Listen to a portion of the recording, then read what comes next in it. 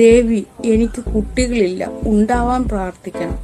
തീർച്ചയായിട്ടും ഞാൻ പ്രാർത്ഥിക്കാം. കുട്ടികൾ ഉണ്ടാകണമെങ്കിൽ പ്രാർത്ഥനയല്ല മക്കളെ ചെയ്യേണ്ടത്. അത് ചെയ്യേണ്ട കാര്യങ്ങൾ വേണ്ടതുപോലെ ചെയ്താൽ മാത്രമേ കുട്ടികൾ ഉണ്ടാവുള്ളൂ. അതായത് ഞാൻ ഇവിടെ ഇരുന്ന് പ്രാർത്ഥിച്ചെന്ന് പറഞ്ഞുകൊണ്ട് നിങ്ങൾക്ക് കുട്ടികൾ ഉണ്ടാവത്തില്ല. നിങ്ങൾ എന്ത് ചെയ്യണം? കറക്റ്റായിട്ട് ചെയ്യാനുള്ള കാര്യങ്ങൾ അങ്ങോട്ട് ചെയ്യണം, എന്നാലേ കുട്ടി ഉണ്ടാവത്തുള്ളൂ.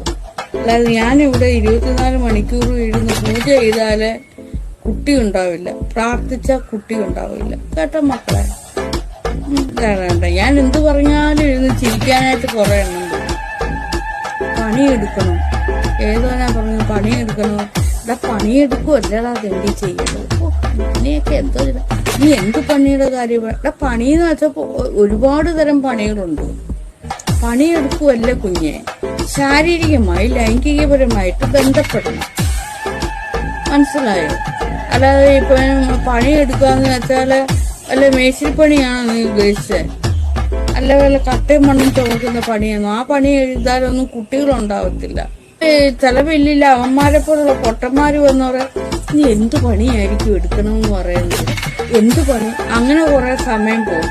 ആ സമയം കൂടി അവരെ കാര്യങ്ങൾ നല്ല കൃത്യമായിട്ട് പറഞ്ഞ് മനസ്സിലാക്കുകയാണ് ചെയ്യേണ്ടത്.